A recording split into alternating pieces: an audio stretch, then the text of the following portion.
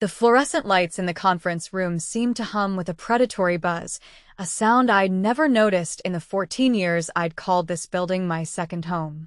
They flickered over the polished mahogany of the long table, reflecting in the untouched glasses of water placed before my colleagues.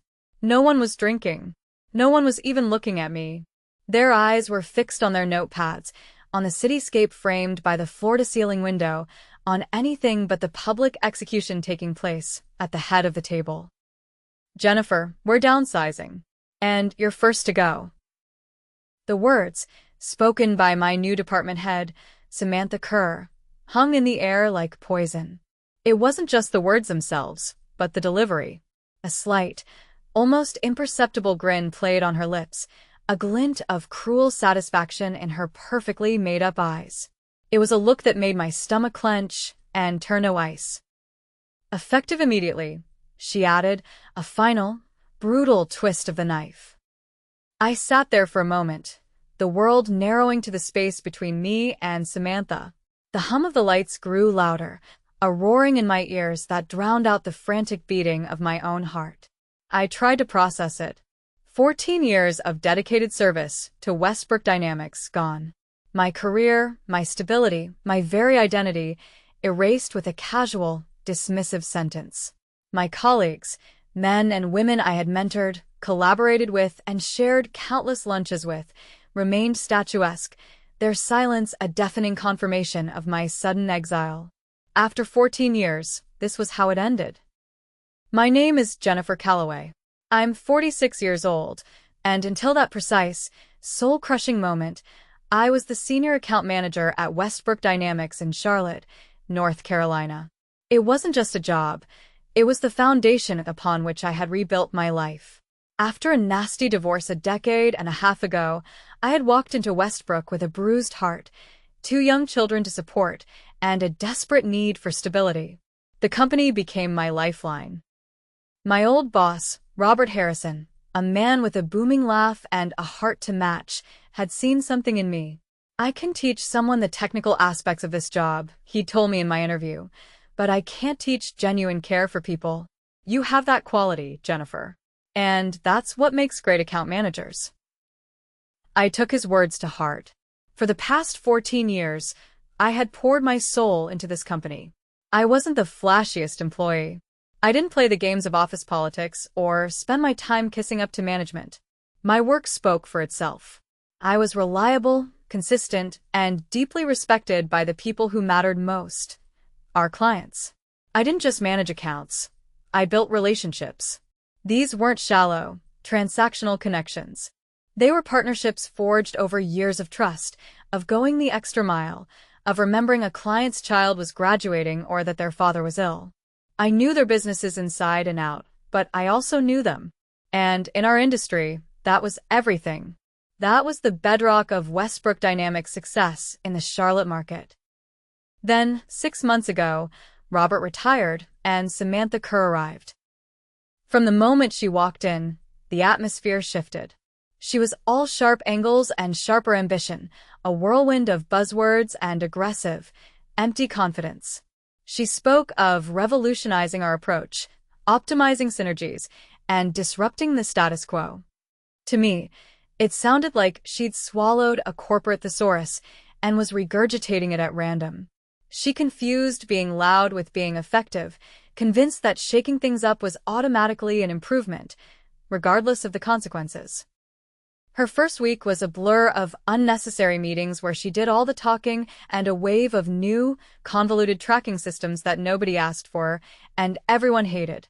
She constantly questioned methods that had been working perfectly for years, her tone dripping with the condescension of someone who believed age was a liability and experience was a sign of stagnation.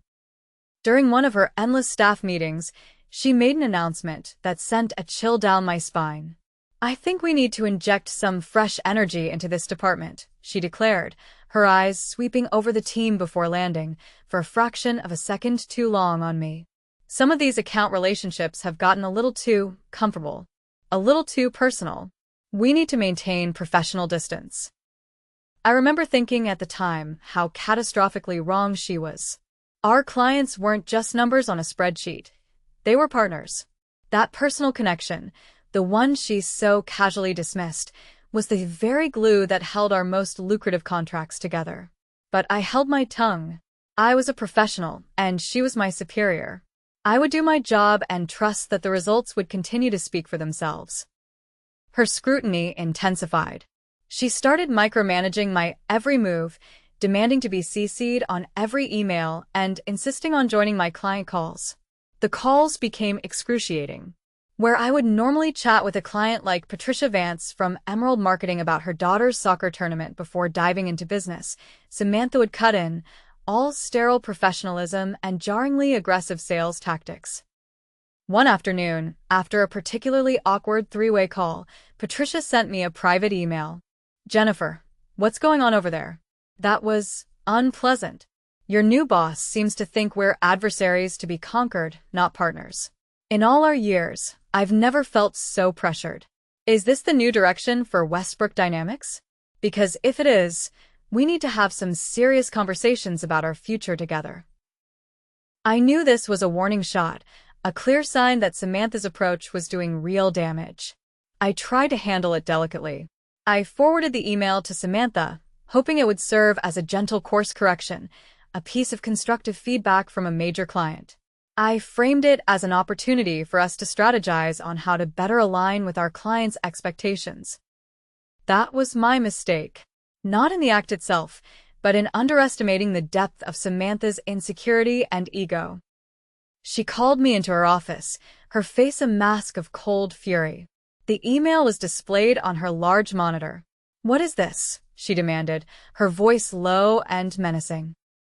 "It's feedback from Patricia Vance," I said, keeping my own voice level. "I thought it was important for you to see so we could." "So you could undermine me?" she snapped. "You think you can go behind my back, colluding with your little friends to make me look bad?" I was stunned. "Samantha, that's not what happened. Patricia is a key client. Her concerns are valid. I was trying to be transparent so we could address the issue." "The only issue here, Jennifer, is you," she spat. "You're a relic. Your relationships are a liability. You're too entrenched, too old school. This company needs to move forward, and you are holding it back." I left her office that day with a pit of dread in my stomach. She wasn't just misguided. She was threatened.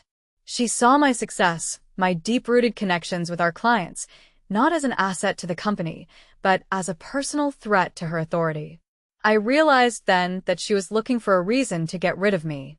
And with the news of company-wide downsizing trickling down from corporate, I knew she had just been handed the perfect excuse. 2 weeks later, I was sitting in that cold conference room, the words, "You're first to go," echoing in the silence. The look on Samantha's face was one of pure triumph. She had won. What she didn't realize, what she couldn't possibly comprehend in her transactional, zero-sum view of the world, was that she had just made the biggest mistake of her professional career. She had just triggered a chain reaction that would reshape the entire company. The rest of that day was a surreal haze. I packed the contents of my desk into a single, sad cardboard box. 14 years of my life, photos of my kids growing up, little mementos from client gifts, awards for sales performance, reduced to a pile of objects. My colleagues, the same ones who had been silent in the meeting, stopped by one when Samantha wasn't looking. Their whispers were a mixture of disbelief and anger. "This is insane," my teammate David whispered, his face pale. "You're the backbone of this department.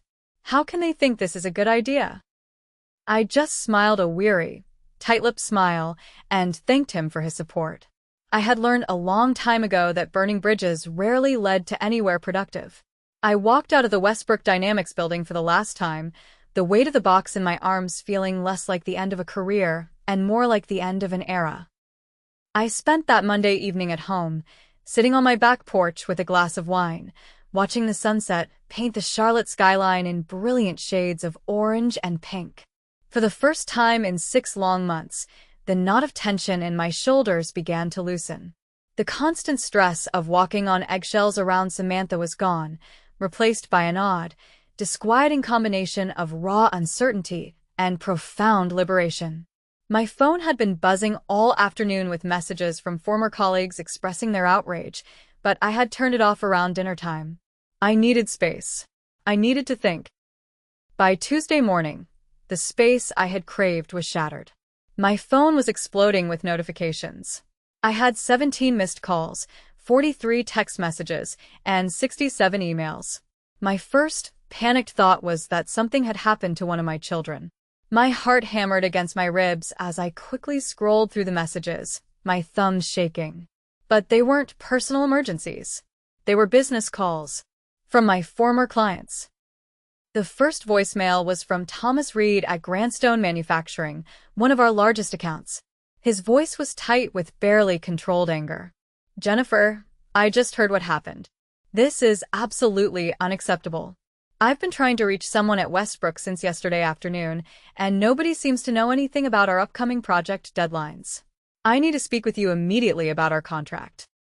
The second message was from Patricia Vance at Emerald Marketing. She sounded even more upset. "Jennifer, they can't just eliminate you without consulting their major clients. We have 3 active projects with deadlines next month, and you're the only person who understands the specifications. I've left 4 messages for your replacement, and apparently, they haven't assigned one yet. This is a disaster." As I continued listening to the voicemails and reading the emails, a pattern emerged. Every single one of my major clients had called. Not just to express sympathy for my situation, but to voice serious concerns about the continuity of their projects. David Chen from Solar Tech Industries was particularly direct. "Jennifer, I don't know what kind of game Westbrook is playing, but if they think they can just remove the one person who actually understands our business and expect us to start over with someone new, they're out of their minds. Call me back. We need to talk." Michael Torres from Nexus Development echoed the sentiment. These weren't just business relationships. They were human connections built on years of trust, reliability, and genuine concern for each other's success. My clients didn't just work with Westbrook Dynamics, they worked with Jennifer Calloway. And my sudden removal felt like a betrayal of their business relationship. But Samantha saw all of this as unprofessional. During one particularly uncomfortable meeting 3 weeks ago, she had pulled me aside and said, "Jennifer, I need you to understand that our clients are paying for a service, not a friendship. I think you've gotten a little too emotionally invested in these relationships." I had bitten my tongue then, but I should have known that was her way of building a case against me. The irony wasn't lost on me. While Samantha was criticizing my emotional investment, our department consistently outperformed every other division in the company. Our client retention rate was 94%.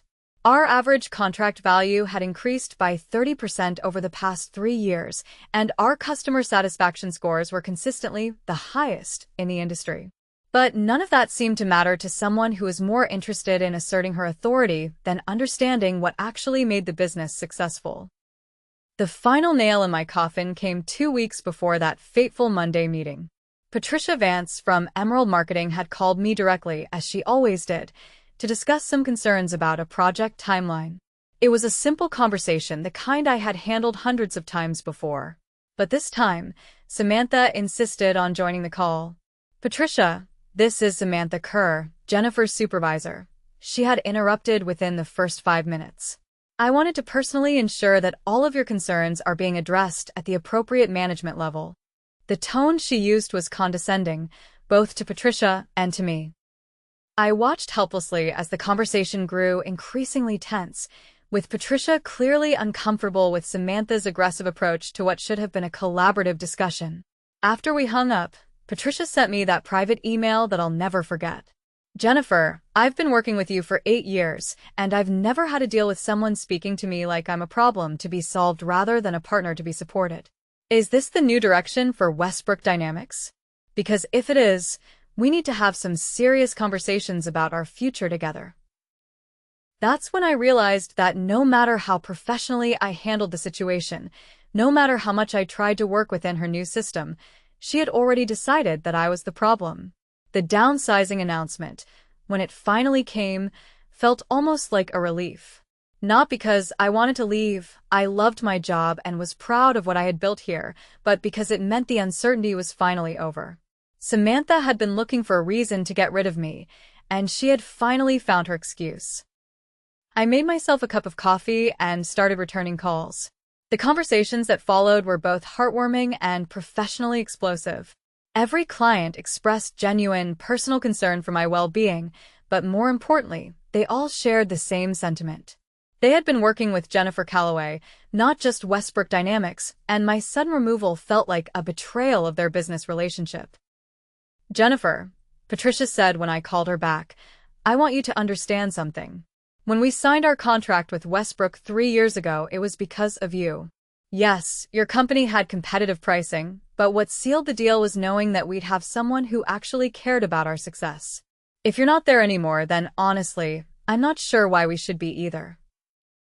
Michael Torres from Nexus Development was even more blunt. "I've been in this industry for 25 years, he told me. "I've worked with dozens of vendors, and most of them see us as just another account number.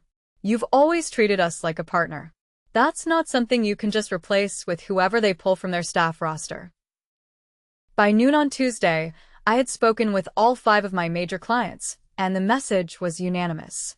They wanted me to know that their loyalty had been to me personally, not just to the company I worked for.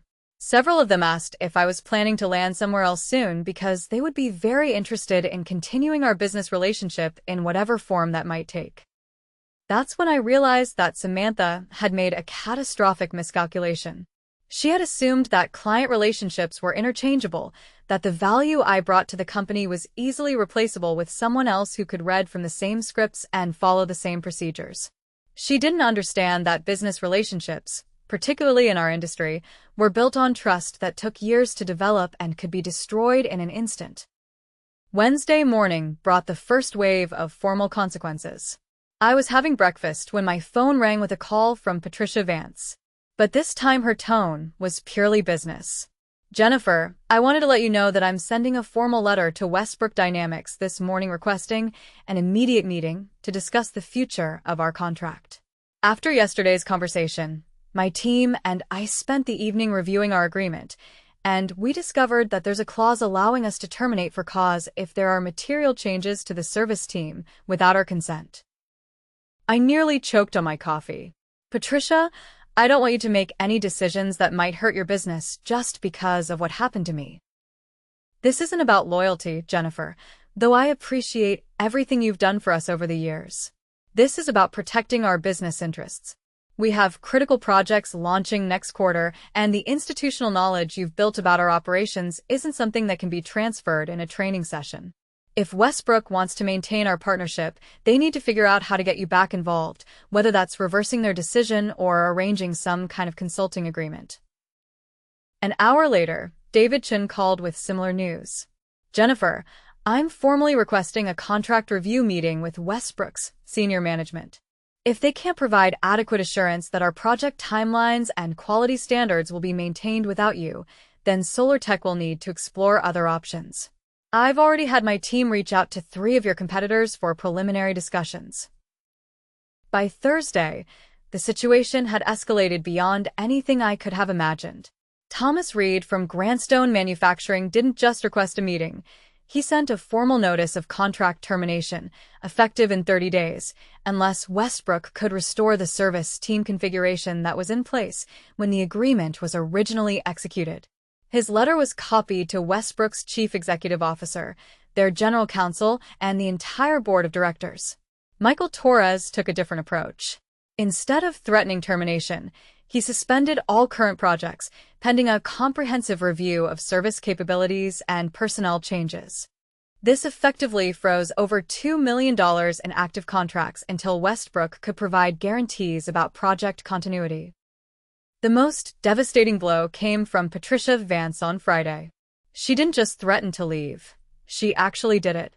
Her termination letter was short and professional. Due to material changes in account management personnel, without client consultation, Emerald Marketing is exercising its right to terminate this agreement, effective immediately. We will be transitioning our business to a vendor who can provide the level of personalized service and institutional knowledge that our projects require. That same day, I received a call from someone I hadn't expected to hear from, Robert Harrison, my former boss who had retired 3 years earlier. "Jennifer," he said, his voice a familiar, comforting rumble. "I hope you don't mind, but Patricia Vance called me this morning. She wanted my perspective on the situation at Westbrook. And she also wanted to know if I had any recommendations for alternative vendors."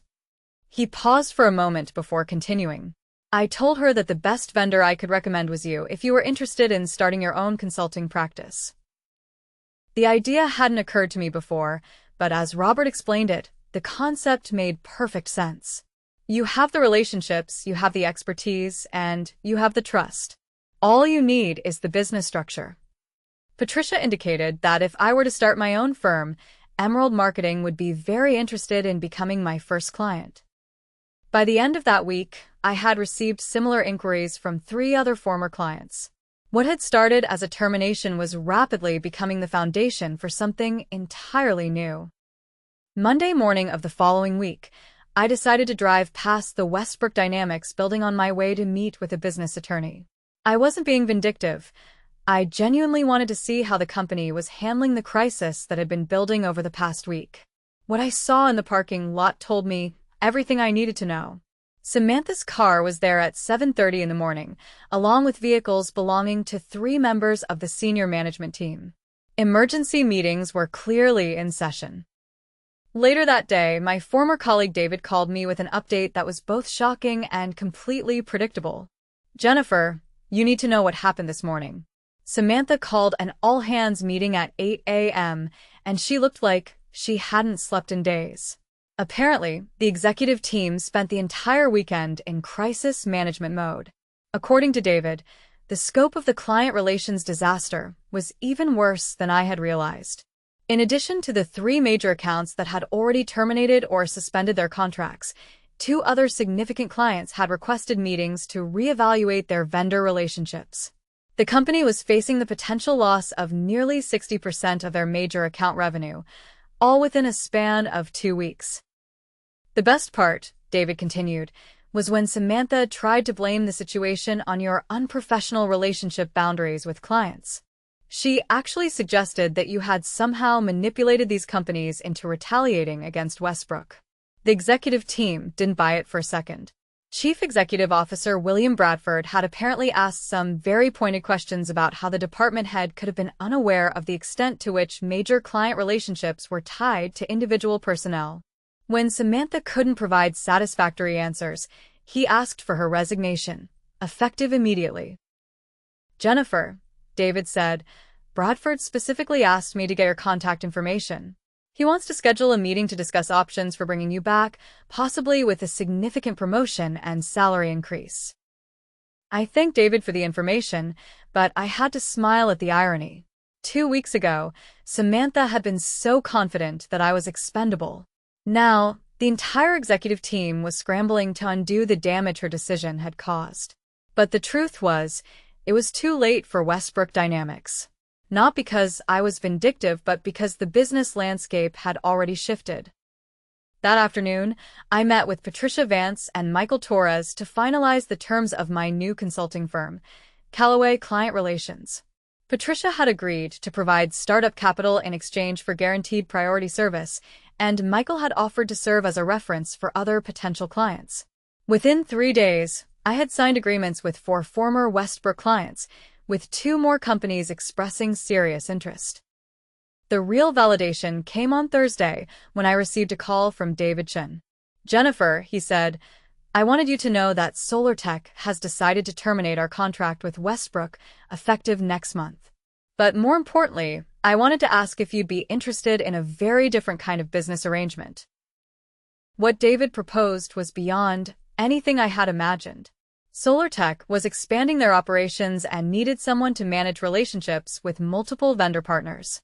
Instead of just hiring me as a consultant, they wanted to bring me on as their vice president of vendor relations, with a salary that was nearly double what I had been making at Westbrook. "The position is yours if you want it," David said, "but I wanted to run it by you first, because I know you've got your own consulting firm getting started." For the first time since this whole ordeal began, I found myself facing a choice between two excellent options, rather than scrambling to recover from someone else's poor decision.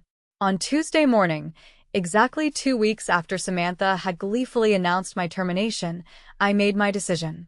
I called David Chen and accepted the position at Solar Tech Industries, with one condition. I wanted to maintain my consulting firm for select clients on weekends and evenings. He agreed immediately, understanding that my outside relationships would only strengthen my ability to serve Solar Tech's vendor management needs. The news spread quickly through Charlotte's business community. By Thursday, I had received congratulatory calls from 6 different industry contacts, including 2 executives from companies that had never worked with Westbrook Dynamics. Word was getting out that the clients hadn't just left Westbrook, they had followed me to something better. Friday afternoon brought the most satisfying moment of this entire experience. William Bradford from Westbrook Dynamics called me personally to make one final attempt at bringing me back. His offer was generous. Department head position, 40% salary increase, guaranteed autonomy, and a formal apology from the board of directors. But it was too late. Mr. Bradford, I told him, I appreciate the offer, but I've already accepted a position that offers me both financial growth and professional respect.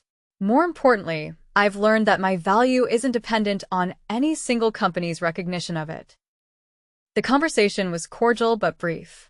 There was no point in dwelling on what might have been when the future was already so clearly mapped out ahead of me.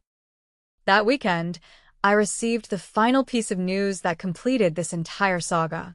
David from my old department called to let me know that Westbrook Dynamics had announced they were closing the Charlotte office and consolidating operations with their facility in Atlanta.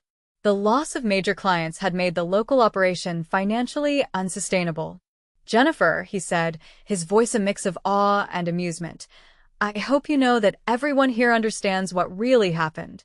Samantha destroyed in 2 weeks what it took you 14 years to build. I felt no satisfaction in Westbrook's downfall, only a quiet sense of vindication that my contributions had been valuable, even if one person had been too blind to see it. 6 months later, I was settling into my new office at Solar Tech Industries, looking out at the Charlotte skyline through floor-to-ceiling windows. My title was Vice President of Strategic Partnerships, and my responsibilities had grown far beyond what I had originally been hired to do.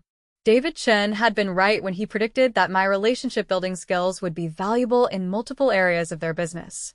Callaway client relations had also flourished beyond my expectations. What started as a way to maintain relationships with 4 former clients had expanded into a boutique consulting firm specializing in B2B relationship management. I was working with 12 companies now and had turned down 6 others because I didn't want to compromise the quality of service by growing too quickly.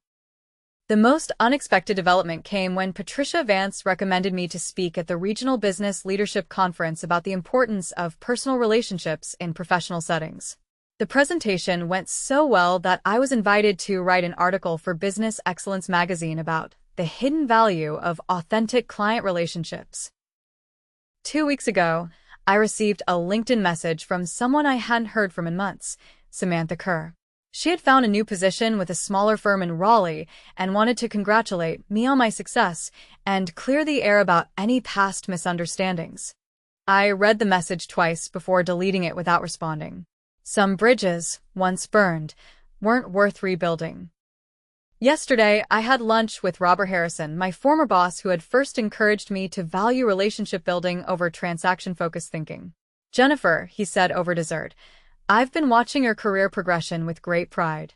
You've proven that doing the right thing, even when it's not appreciated, eventually leads to recognition from people who matter. Looking back on everything that happened, I realized he was absolutely right. As I sat in my new office, watching the bustling activity of a company that valued what I brought to the table, I understood that Samantha's cruel grin that Monday morning had actually been a gift in disguise. Sometimes, the best revenge isn't plotting someone's downfall, it's building something so successful that their betrayal becomes irrelevant to your happiness.